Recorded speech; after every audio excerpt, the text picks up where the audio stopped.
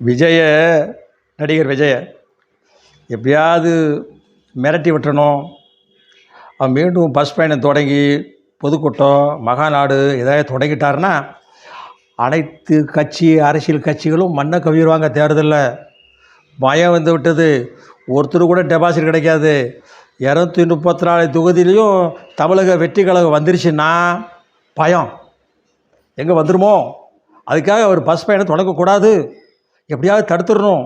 எதையாவது சொல்லணும். அவர் கைது பண்ணிடணும், உள்ளே வச்சிடணும், மக்களுக்கு வெறுப்புணர்வை ஏற்படுத்தணும்.